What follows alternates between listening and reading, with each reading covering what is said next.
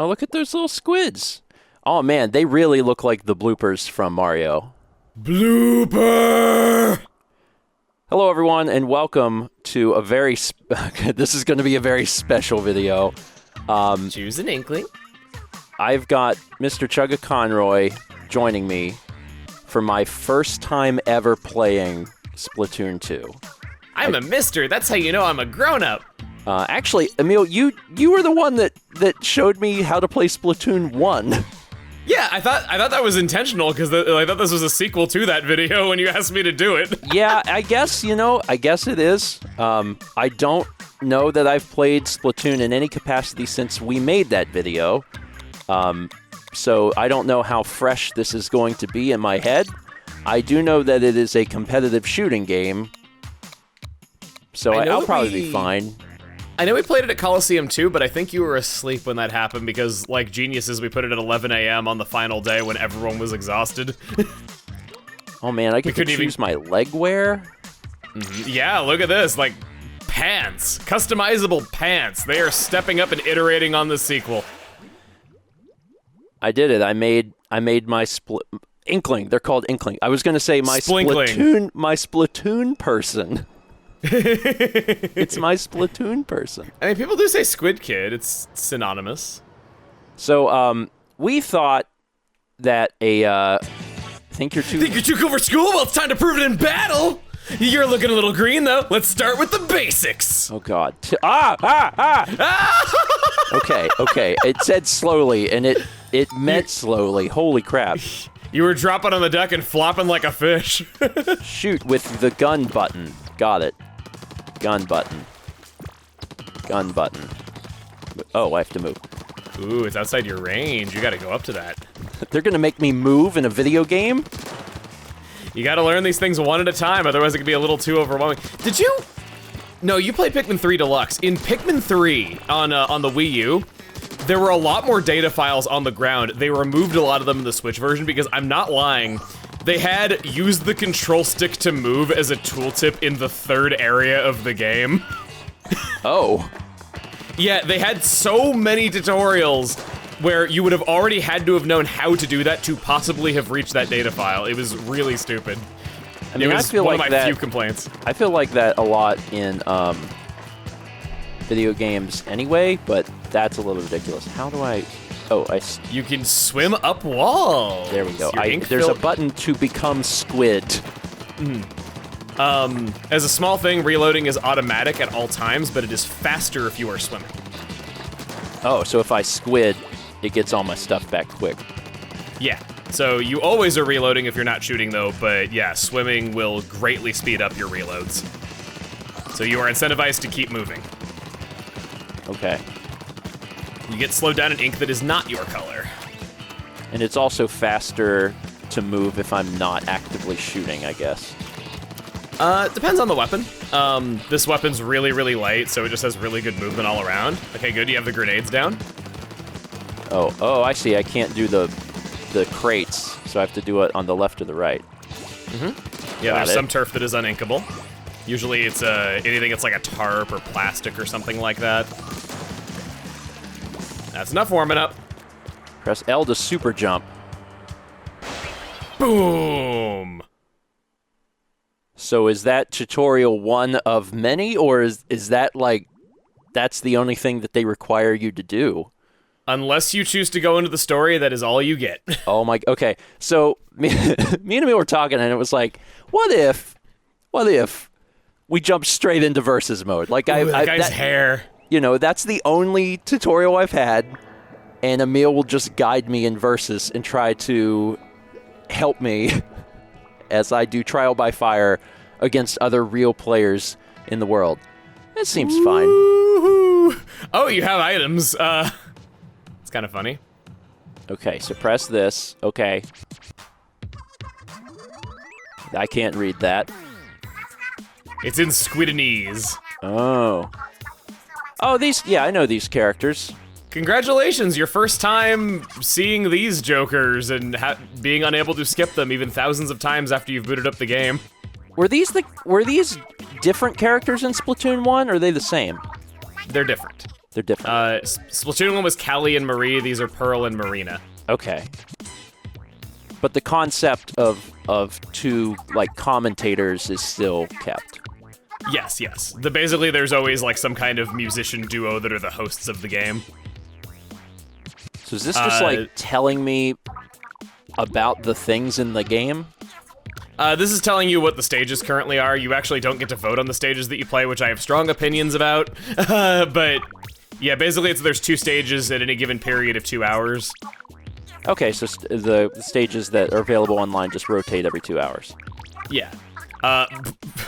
The tiniest amount that you care about Callie going missing is really funny how you're just skipping through it all. It looks like there's a lot of text, and what I really want to do is shoot the gun. Yeah, so this is unskippable every time you turn the game on. And is it always that much talking? Almost. Jesus. There's a little bit extra because it's your first time, though, but that's pretty realistic for how long it takes. Wow. That's certainly a choice. Yeah, I want you to imagine like how I use different profiles to shoot different things for the Let's Play, and I have to like log out and then log back in to do that. So in any given recording session, I usually have to sit through that 2 or 3 times.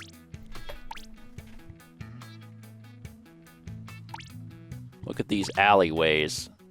Ooh, all right. Alleyways. I now, oh God, reset camera. There we go. Man, this box has got some stuff for you. Okay, open the box. Oh yeah, it's a t-shirt. That's because all of the events have concluded, so that was the event exclusive item that you can no longer get otherwise if they didn't give you that box. All right, this seems insane because I've had the game on for just a few minutes. I'm ready. I'm ready to fight. Is that in the big tower? Yeah, just go straight to the tower in the middle and you're good. You can also fast travel by pressing X and just clicking on where you want to go. Okay. Now, I'm assuming that you do you unlock weapons as time goes on? So am I going to have just limited weaponry? This is the only gun that you have right now. At level 2, you will unlock more. Level 3, more than that. It goes all the way up to level 30. Okay, so you're unlocking new equipment for 30 levels. Yep. Okay. Yeah, this first gun's pretty good, though. I think it's a very good weapon for learning the game with. I think they were really smart with that, so... So I'm just going to do regular battle, I guess, right? Yep. Or you can't even do rank till you're level 10. Yeah, they make you prepare for it. Do I need to change my equipment at all? Maybe see what you have by pressing plus. Let's just see if you have any shirts as like DLC and stuff. I'd probably stick with what you have if I'm being honest there. Okay, yeah, because the equipment itself has like stat boosts, right? Like they affect things. Your hat makes it so that your reloads take less time. Your shirt's ability makes it so that if you die without getting a kill yourself, your respawn time is reduced. And your shoes ability makes it so that you lose less charge for your special weapon if you die. So it's very beginner-friendly stuff. Okay. You can go into other if you want to change the control sensitivity at all. I'll probably leave it alone until I've done a match or two. Okay. But, yeah, neat.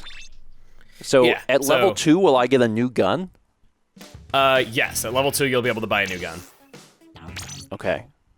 Oh, you buy a new gun. Oh, so you don't get the weapons in a certain order. They give you currency and you choose what you want.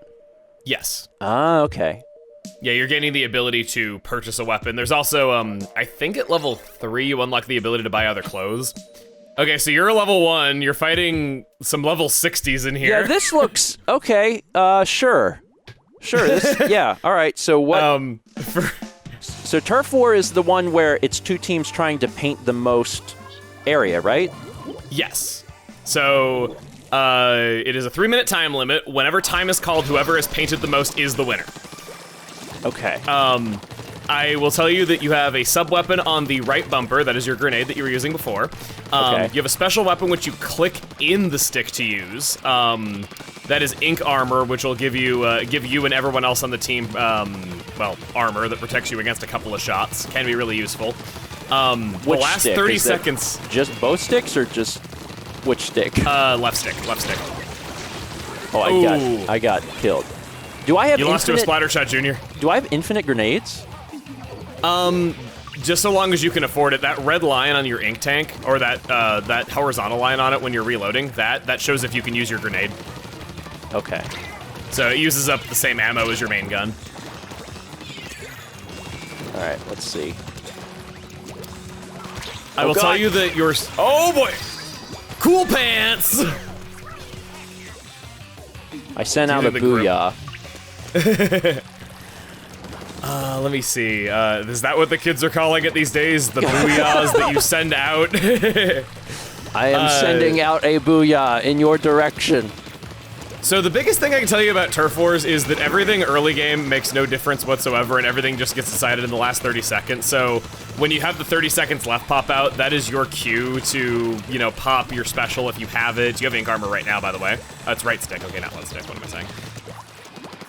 Oh, I see. I only have it when my thing is flashing.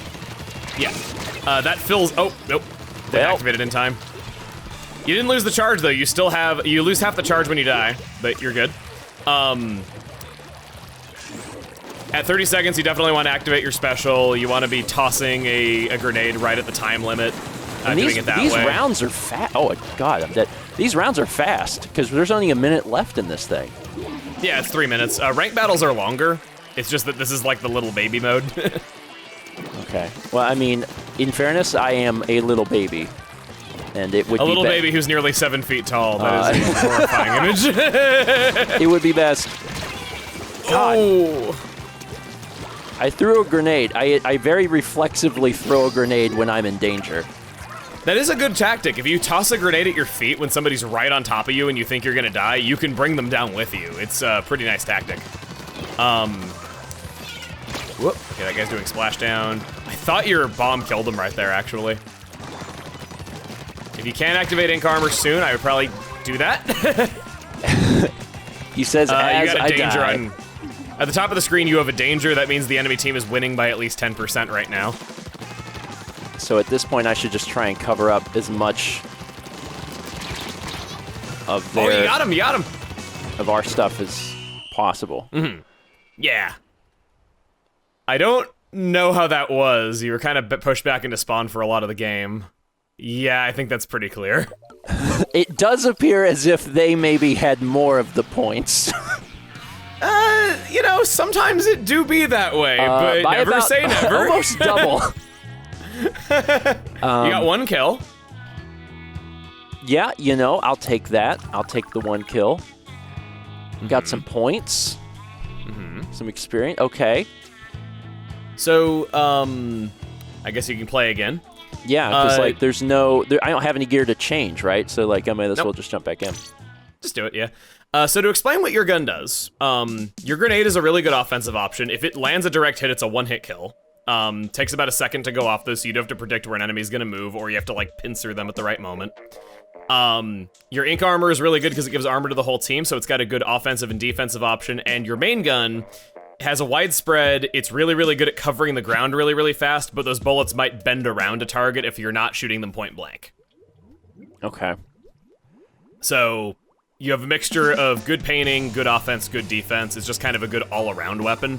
And because it's painting the ground so well, you're going to build up that armor all of the time, and by doing that, you're making the whole team stronger. Okay. So covering covering stuff in paint is how I get my thing to go up, my special meter. Yeah. Walls do not count towards it, floor does, because walls are not counted in the total when they're figuring out who covered the most at the end. I see. So you're actually almost to your special already, and the match has barely begun. You got this in about 15 seconds. Yeah, and I haven't been able to use the thing, so I should probably like actually use it. Where's the enemy? I don't know. They're back in spawn. Oh, a big like whirlwind just came. Yeah, that's a booyah bomb. That's one of the specials that one of your teammates was using. They're just kind of hanging back there. Maybe they're also newbies? I didn't really take a look at their levels before we started. No, they're not. Their levels were a lot higher. So I'm not really sure. So here's an interesting question, because, I mean, you would know because you play the game. Like, are there different, like, with the meta of Splatoon, are there, like, different strategies that are wildly different? Like, is there a strategy where a team may just choose to stay at the base for a long time? I don't really think that there is. Maybe if you wanted to play defensively because you're in the lead, then sure, but this is not a ranked battle, so there aren't cumulative points being tallied as the game goes on. Yeah. In a ranked battle, you want control over certain areas of the map. It's called splat zones. It's basically turf wars though, but like it's keeping track of for this many seconds you had control of this area that's worth this many points. And so you're trying to take control of specific areas. If you're in the lead, you might play defensively, intentionally hanging around your base and just making it really hard for the enemy to color it in from a safe area. I see, yeah. So something like that in a ranked battle makes sense though, but yeah, I don't really know what they're doing, just kind of hanging back there. If you ever want to look at the map, you can tap X to do that. You press X again to close it. By doing that, okay. you can see movement on the map, see where the enemies could be by just seeing where enemy ink is showing up. If an enemy has taken damage, their character will be visible to you on the map too. Okay. So you can get a quick, like, glimpse of where they could be. It's very frantic. Like, the game is fast-paced, so to take the time to, like, look at the map is somewhat intimidating to a new player. It can be, definitely. You are giving up being able to see forward. On the Wii U, it was on the gamepad screen, so you were having to look back and forth between two screens a lot during the game, which was really chaotic. For the first couple weeks this game was out, I kept looking at my hands all of the time during it, and I was like, wait, it's not down there anymore? Yeah, that's kind of wild. This match is definitely going better than the last one, but I'm sure a good part of that is because the other team is doing not well. Your armor is ready. Oh, you got it off in time. You got it off in time. Nice. I wasn't sure if you'd activate that. Panic activation for specials can be pretty badly punished, where you can lose the charge if you're far enough into the activation, and then you die. So, man. Yeah, so that one went better. Apparently telling you what your gun does was important. Oh, they had a disconnect is what it was. And I still covered the most stuff. You did? Cool. Ability unlocked. Ooh, okay, so you have more quick respawn. That's pretty good ability. You could try going to the store, see if there's anything you can buy now. All right, let's change gear. So I can buy stuff in the change gear. No, this is just changing your clothes. Oh, you need okay. You need to go out to the mall if you want to do this. Are you good with this gear? I guess we're playing another game. So you can't quit the you can't get to the mall once you've activated the change gear. Yeah, you said continue and change gear, which it took that as, oh, you want to play another game. Well, okay, I'll do one more, and if I win this one, I'll have even more experience, right? You will. Okay. I was gonna say, what's the split for like losing a battle versus winning a battle in terms of how much stuff you get? Also, this map looks insane. Okay. Yeah. Off the top of my head, I don't know. You got 800 points for losing before, whereas you got over 1,000 for winning. If you're playing a ranked battle, you could conceivably get 0 points if you lost really badly, but winning, you get several thousand points in some cases. On this map, the main gimmick is these conveyor belts. They are painted on both sides equally, so if you're painting the overside, the underside will be painted at the same time in the same amount, so you don't have to worry about which side is face up when time is called. That just happens automatically. You could use them to your advantage to move faster. Obviously, you can, if you catch an enemy trying to swim upstream on one, they're going to be really slow and easy to shoot. There's lots of ways of going out of spawn here on both the left and the right. That's another thing. The last stage you were playing on was mostly just all these shipping containers everywhere, so there were lots of corners to ship around, kind of in a grid. Yeah. You still have some sponge blocks there. Sponge blocks absorb ink and they become larger. If a sponge is your color, you can use it. If it's not your color, then only the enemy team can use it. There's all that. Okay, so you're armored. Three of your team were alive when you activated it, so everyone who was alive got the benefit. The one person who was dead did not. Yeah, there's a lot of stuff to think about too. The camera is very interesting because the stick does control it, but it's not by a lot. It's intended for you to be, using the motion controls of the controller itself. And I'm not used to that, because the only time I've really done that was in like Breath of the Wild, whenever you are using the bow.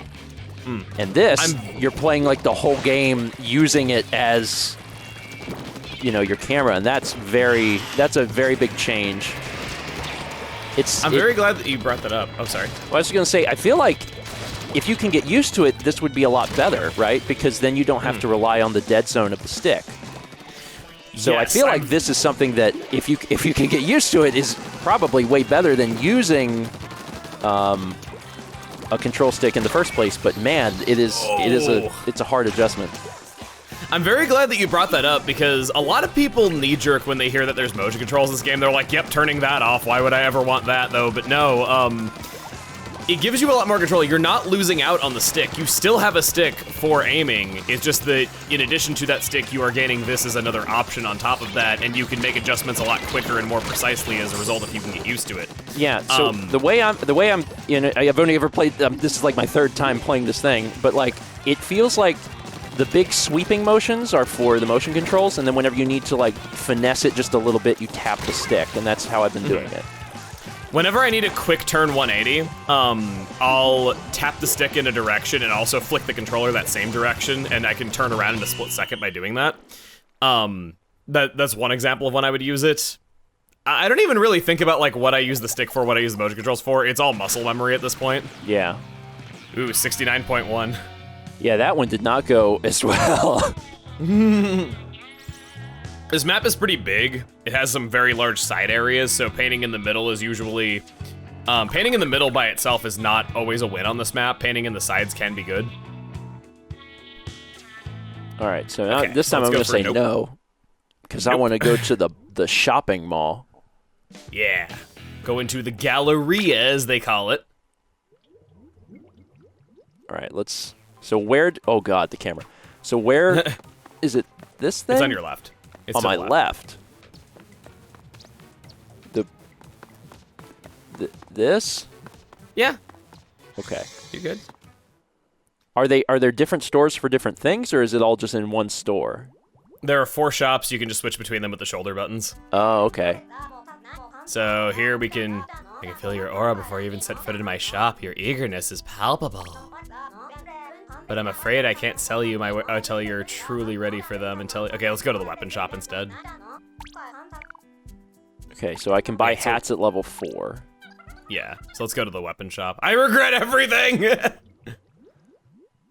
So the weapon shop, I'm just going to try and figure out which one the weapon shop is based on, like, the outside. Because certainly, like, because, like, I live in South Carolina. I live near, like, actual gun stores, so I'm like, what would look like a gun store? I'm not really getting gun store vibes in Splatoon. It's the language of your people. There's Come on, no don't giant disappoint American them. flags. I don't see any eagles. Is it... Oh, this person's playing DDR. Okay. All right. I think I've gotten tweets from that person before, too. The name looks familiar. Okay. This can't be the guns. This looks like this is some sort of multiplayer thing, maybe. I was gonna say, this is the store you go to buy retweets. I don't need to go to the retweet store. Okay, the gun store has to be big, right? If this is the weapon, if this is the clothing shop, is that the gun store? This looks like a thing where you would like... No, this can't be the gun store. Where do you buy a gun? Is it duties? Is that what that says? Doots. Duties? Duties. What is duties? Oh, I'm walking in duties. Walking in duties. Oh, you stepped in some duties. I'm walking in Oh, it's where you get shoes. Yeah. Duties, also, Shella Fresh is very funny. It is. I wish this guy was better. He's not nearly as memorable as the shoe shopkeeper in the first game. You know him. His name is Krusty Sean. Oh my God, Krusty Sean. I love that clip so much. Just, what the piss is Krusty Sean? You sound offended by his name. Okay, that's definitely selling shirts. I can peek in there and see that this is a shirt. I think maybe this entire side is clothing. What is this? This looks like a restaurant, which is weird because there's squids here. Oh, no, those look like weapons. Oh, I found the ammunition. Okay. So you're almost right on the name. This place is called Ammo Nights. Oh, I've seen this character before, probably in Smash Brothers. No, I think you saw him in Despicable Me. Yeah, yes. That's it. Okay. So I can buy this gun. The splatter shot. And what was the name of the gun I had before? The splatter shot junior. Uh-oh.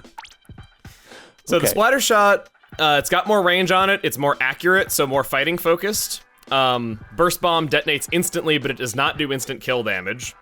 It's just kind of good for touch-ups or little bits of damage. Maybe if somebody's running away from you and you can throw something at them but not shoot them. And then the splashdown is you jump up in the air, you punch the ground, and you can release this huge swirl of ink around you that's instant kill. Oh, so it'll insta-kill anyone that's in a area of effect. Yes. That's neat. All right, so I want you this. Try that out. Nice and affordable for you. Some weapons are really expensive. A lot of rollers in particular can be like 30,000. But it's cool that it's not like it's neat that it allows you to buy things in whatever order, because if you really wanted to, you could use the Splatter Shot Junior for a long time and then have the first weapon that you purchase be something crazy. You most certainly could. You don't have to unlock things that you don't think you want to play. You're just receiving the ability to purchase things as you go on, so you're slowly increasing your potential arsenal, but you don't have to do them in the order that they say. It's actually kind of nice, because in Splatoon 1, they locked a few weapons behind having to clear the story mode, and I thought that was kind of lame. Oh, how long does it take to beat story mode? Maybe like 6 hours-ish. Yeah. Yeah. Well, I'm level 2, but there's a level 3 here. So that's, certainly You'll they'll be put... right at home. Hopefully they won't put you both on the same team. I didn't see who the level 3 was. Did you get their name? Inky Error is the level 3, so hopefully they don't put... How is the matchmaking pretty competent? Depends who you ask. In Turf Wars... So, in Turf Wars, it is based entirely on ping time. It's going for stability over all else. So you are more likely to get other South Carolinians or people in states around you. You're probably not going to match with people in Australia unless it's a weird time zone. Some people think that Australians kind of have an inherent disadvantage because they'll show up to worldwide tournaments and they will have, like, no experience fighting the other teams because of that. In Ranked, it isn't just focusing on stability. Basically, internally there are power levels given to each weapon, and it is taking the total power level of your team and trying to find you an enemy team that has a power level that's as close to it as possible. With that system, the enemy team will have the same number of snipers that you do, for instance. Ah, that's an interesting way of doing matchmaking. Yeah, so in some ways it's good, in other ways there's problems with it. You end up you don't really fight different people all that much with the way that they did it. But it is at least more stable than Splatoon 1 was in the way of connection strength. That guy's got a sniping laser. He was using his laser aim assist to try to shoot you right there, but you got out of the way of him. Yeah, that's it. Because the game is so fast-paced, it seems like one of the best things you can do is just keep moving, keep diving, and just try and stay out of the way as much as possible. Because you're more of a frontline fighter, you're greatly incentivized to just keep on moving, keep on building up your special juice, and then maybe sharking a little bit, seeing if you can get behind enemy lines in a place where they don't expect, and then just shoot them in the back when they run by you. But when you don't have your special, I would say you probably want to keep moving, probably want to keep shooting if you can. Burst Bomb will coat the ground really nice and evenly from a distance, so there's also that you could use to build special juice. Yeah, I got a chance to use my special and kill someone a minute ago, which was neat. And I remember what you said, where I basically just need to run in and use it. Mm-hmm. Yeah, it's within an area view. If you can get up on top of a ledge, you can drop onto someone's head as they're running by, and that'll work really well. It does hit above you, too. You saw that it did paint in the ground around that guy. Yeah. Dark Knight got you with his scope. All right, let's run back in. Let's see. It looks like it's pretty even right now. It could go either way, really. On the top of the screen, I can see 2 of your team is dead right now, so that might give you kind of a disadvantage going into the last 30 seconds, because everything is so crucial right now. As another tip, if you shoot around right side corners, or I guess left side corners for you, because your Inkling is right-handed, you're exposing less of your body to shoot around that corner than if you were exposing on the left side. Oh. So that's a really good tactic. If you can use a right side corner to just shoot somebody, you can do it very safely without exposing much of yourself. There's no headshots in this game. If they hit you at all, it's constant damage. So is there... That was going to be another question, is as far as how the game handles health, is like, do you have a set number of health, and does it regenerate, or like how is it that the game determines that you die? So every character has 100 HP, so really simple number. You can increase your defense against certain moves with certain clothing that you can wear. There's no way that you can lessen the amount of damage that you'll... There's no way you can lessen the amount of damage you'll take from a main weapon, but from a bomb explosion, for instance, you can lessen that. Yeah. Very simple. Usually you know where the damage bridges are. They're pretty constant. If you are swimming around an enemy ink, your health will regenerate faster, similar to how your reload will happen faster. And just by not getting shot for a certain amount of time, your health will automatically regenerate. Okay, so you really are incentivized to like get in and attack, but if you're getting hurt, like try and escape and hide for a little bit, because you don't have anything to lose, or you do have something to lose, because if you go out and die, then obviously that's bad. Certainly, I've always said that in ranked battles you're never at full health, because what a cacophony things get to be. Yeah, there's not a lot of like glass cannon to it, right? Because if you run in, you stand to lose so much. Oh God! What you're saying is a big difference from Splatoon 1 to Splatoon 2. In Splatoon 1, the special weapons were really overpowered, and the burst bomb that you have on this weapon, that was on like everything in the first game, and people were like, well, with the burst bomb, you have more movement options, you can touch up ink, its damage pairs well with a lot of weapons, it is instant. A lot of people didn't want to play weapons that didn't have burst bomb on them because just so many weapons did. In this game, a lot of powerful sub-weapons like that are much more sparsely distributed, and if they are on a weapon, usually that weapon has significant downsides. Your splashdown makes you have to get in so close to attack, and if you miss, you're vulnerable for a second. Yeah. The special weapons are usually more team-based, like ink armor, where you're giving armor to the entire team and stuff like that. In the first game, there was an Ink Zuka, which was just this crazy thing that was one-hit kill. It could shoot from super far away, so basically any weapon that had that could turn into a sniper. It was nuts. First game was very one-man army. You could carry your team a lot better in the first game. In this one, you very much are working together as a team a lot more. Every weapon has significant downsides to choosing it. There isn't too many weapons that are ultimately powerful. I would argue maybe there's a couple that kind of go against that mentality, but for the most part, no. And that also seems like it's more in line with what the game is trying to be, right? Like, it's a competitive shooter that is cooperative, and if you're not doing stuff with your team, then what's the point? So, yeah, it's all about... It seems like they balanced it better. It's all about the teamwork. A lot of people will say that Splatoon 2 is a much better game competitively than 1. 1 is just kind of crazy to revisit at this point. I know it was their first try and all, though, so I can't really be too hard on it, especially with how good the series turned out, but... Yeah, 1 was very different feeling in how they created a lot of these weapons. Oh, God. Oh, boy. Woo! Oh, God. Oh, wow. Just dodging death left and right. If you want to paint in a side area, you could do that. Those are worth points. Yeah, we painted this area down here earlier. I have my special that I want to get in and use to help the team with. Mm-hmm. You could get on top of one of those conveyor belts and drop onto somebody's head. That's another option. Oh, nice. Oh, he's splashing down, too. Splashdown City over here. Nice. Okay, that was a good right side peek. Oh, that guy's got... That is the Ultra Stamp. It's a giant hammer that you're invulnerable from the front while it is swinging. Dear God. Yeah. Okay. It's very... Downside is that it's very showy, so if they miss you or you dodge out of the way of it or something like that, you can just shoot them in the back and they're pretty much a sitting duck because the movement is limited.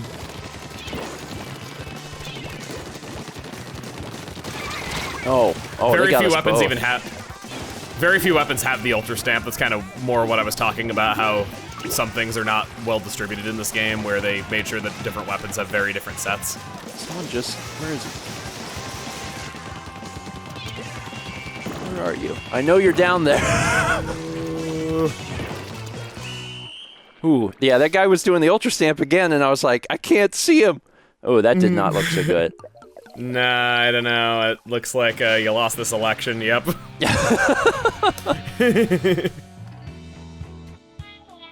1011p. What a terrible resolution.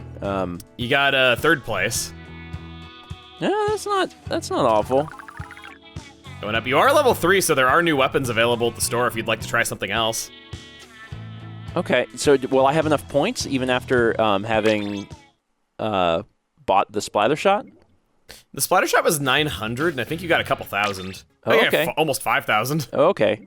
Well, we'll do one more. Oh God! As soon as they put me back in, the camera is always like freaking me out. All right, so this little thing. Yeah, every time you come back, you're just flopping around. I like swear you're a fish in real life on a controller. Let's see. So what am I allowed to have now? You could go for a paint roller, or you could go for a sniper rifle. Ooh. Okay. There's so There's so much to learn. Because Sheldon has a lot to say about these weapons. Hold down ZR. Sure, it's a bit unwieldy, but the splat bombs and Stingray that accompany the weapon to complement the long range. This set is great starting point on the journey to charge it. Ah. So, if you go for the splat roller, you have curling bomb, which it is what it says. It moves forward and it banks off of walls. You can swim behind it. It creates a trail of ink, so it's a good movement option. Okay. It can also destroy non-player objects. There's a sub-weapon called the Splash Wall, which just gives them a shield. That could destroy that very well. Just does good object damage. Has the splash down that you already have. A splat roller is like a melee weapon where you can roll over enemy ink and have no range, or you can fling the roller at them, which is a slow one-hit kill move. So more limited in what it can do, but it covers a lot of ink. It covers a lot of ground really, really fast. Okay. Range on is not as bad as you'd think either if you're flinging the ink. And then a sniper rifle, you have to charge up to be able to attack, but if you land it, it's a one-hit kill. You have the splat bomb, which is good for spacing out, and then the Stingray is a giant laser that goes through walls and has unlimited range. It's really, really good in rank battles where there's telegraphed objectives and you can just keep the enemy away from the objective for a few seconds. In a turf war, probably not going to be that helpful. Okay. Yeah. So that's what I was thinking. Like, if you're trying to paint stuff, the roller seems real good. Mm-hmm. And it's a matter of do you want to be like the backbone to your team, or do you want to just cover a lot of ground? Yeah, like the sniper rifle sounds cool, but how does that help you in turf war? Like, how do you paint the ground with the sniper rifle? It seems like it wouldn't do that much. It's not the worst at painting, actually. It creates long, thin lines of ink, which when added up can do a lot. But basically the way that you would use it in a turf war is you're trying to shut off the enemy faucets by just killing them a bunch so they can't cover the ground themselves. All right, I am going to give the sniper rifle a shot. And like, I don't know how this is gonna work, but I'm willing to try it. I'm very intrigued because I genuinely thought you were going to go for the roller because you just sounded way more into that idea of covering a lot of ground, but I'm interested to see where this goes. Well, yeah, so that's the thing. Like, the roller makes way more sense, which is why I chose the sniper rifle. I just Look at how long you are. I just want to see it, how it works. So we'll try it. I have fond memories of playing Halo back in the day, and playing shoddy snipers and just sniping people from a distance, and that was always very fun for me.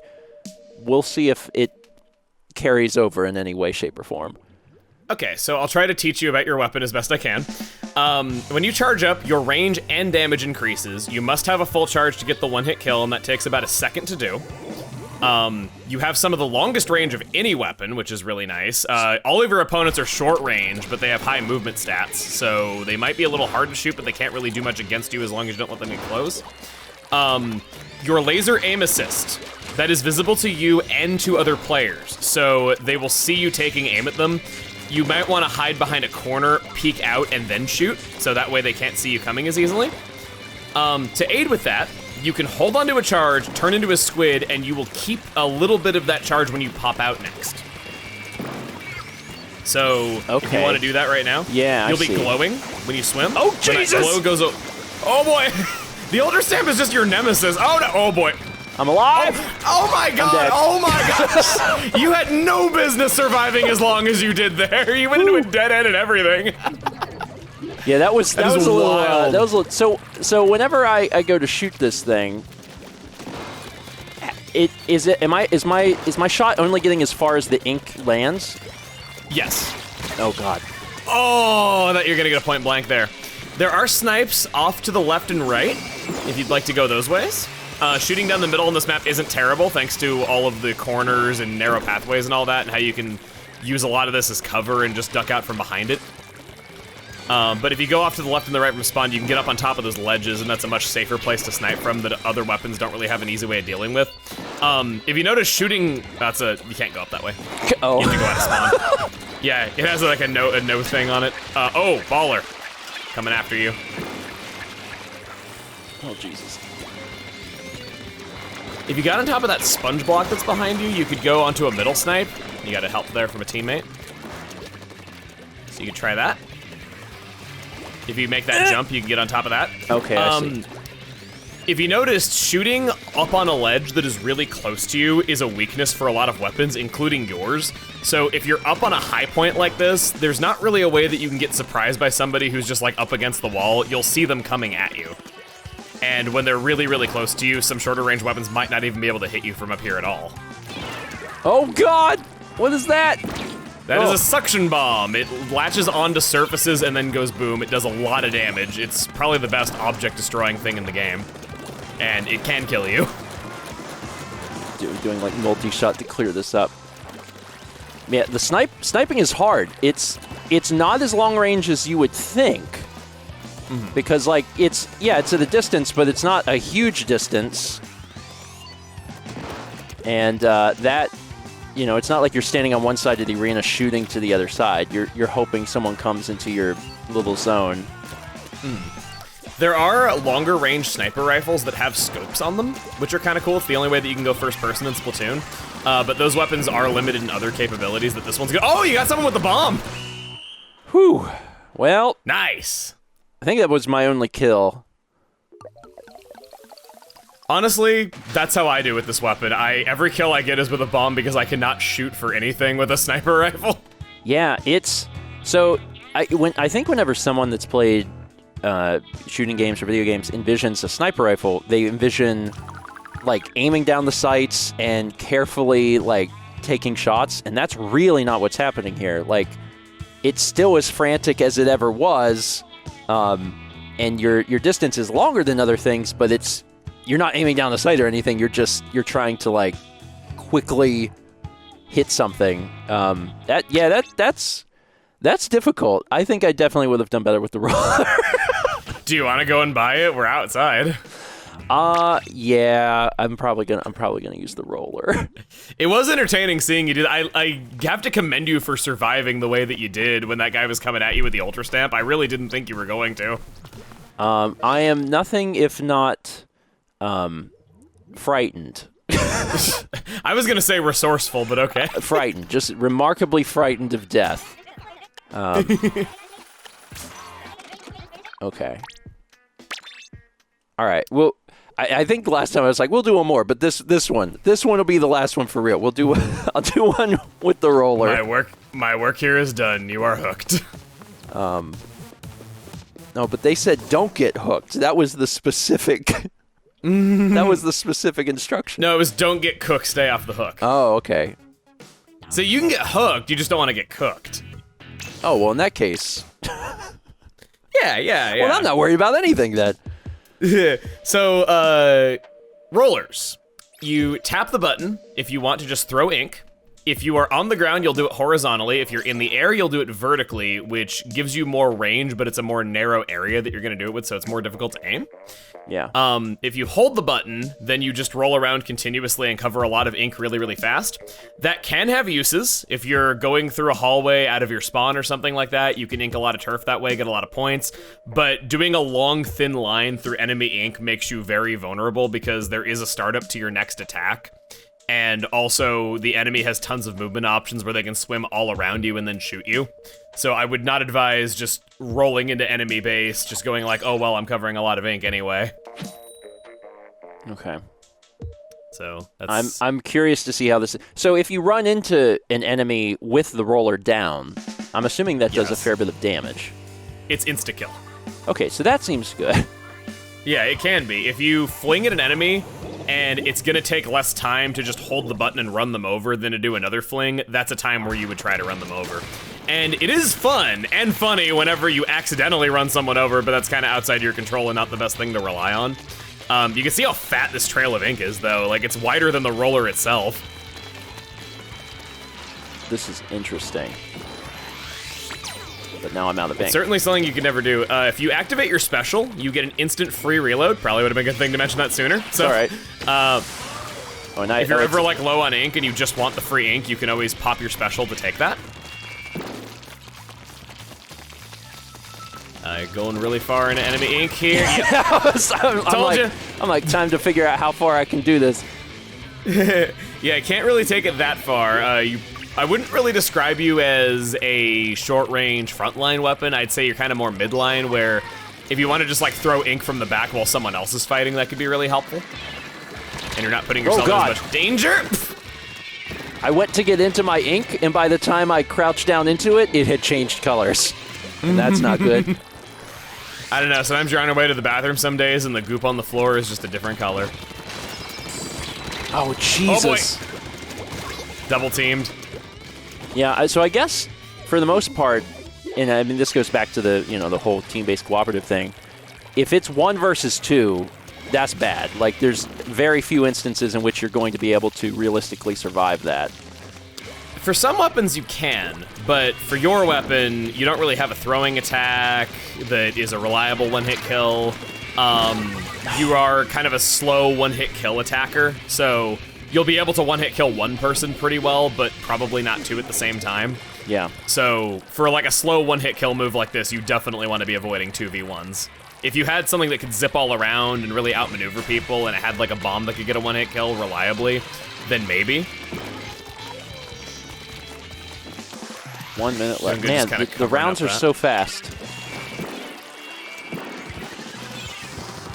Oh, man, okay, curling bomb. Oh!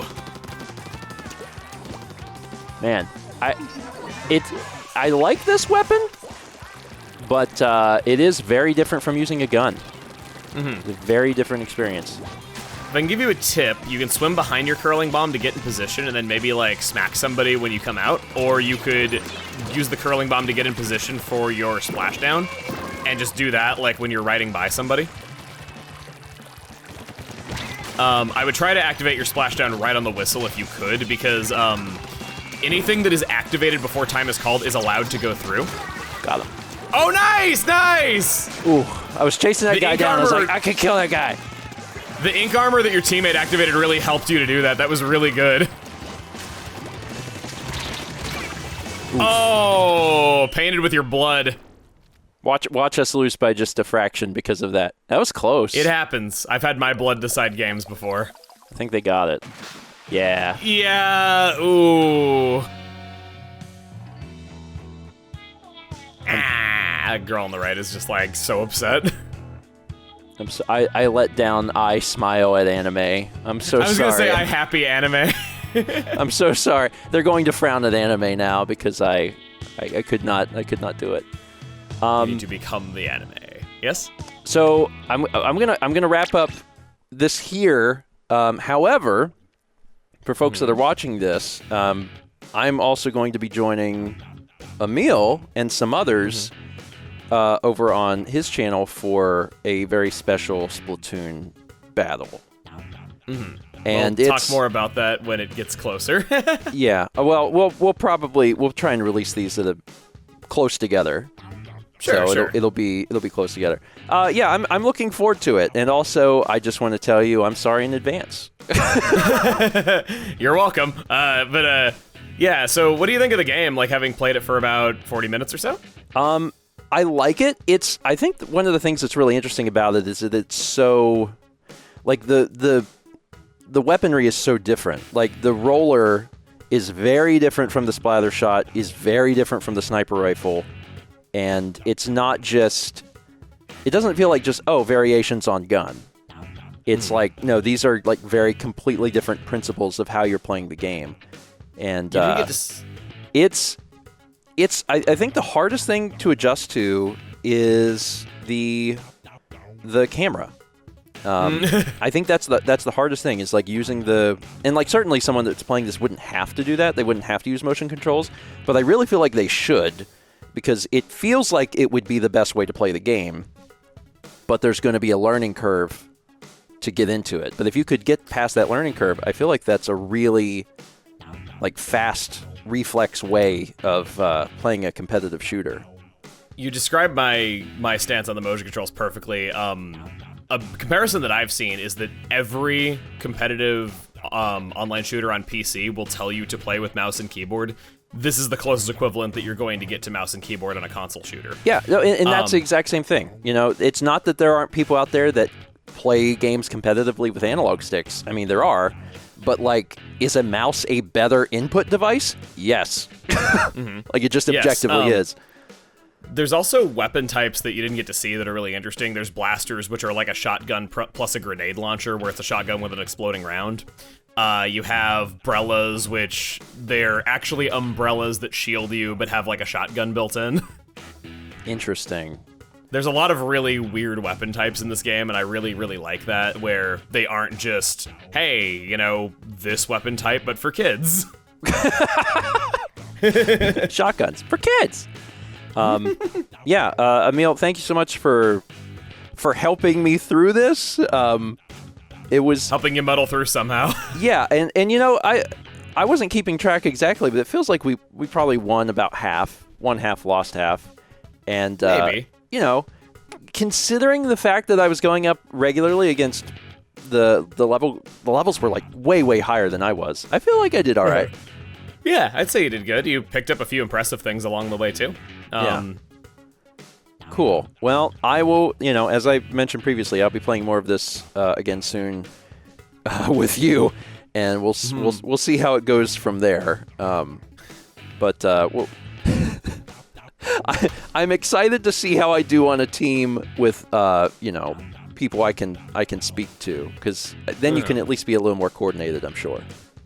Definitely. There are certain weapons that are very different when you have communication versus not. Some weapons have essentially callouts built into them, which are a lot more helpful when you don't have voice chat. But anyway, I'm getting ahead of myself here. Yeah, I feel like Thank you so much for inviting me. Yeah, no problem at all. And you know, at some point, Splatoon 3, maybe we can come back and do this again. Hopefully sooner than when the game is on its last legs. Hopefully.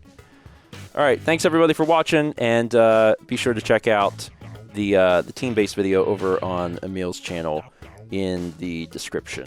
Ba-bing!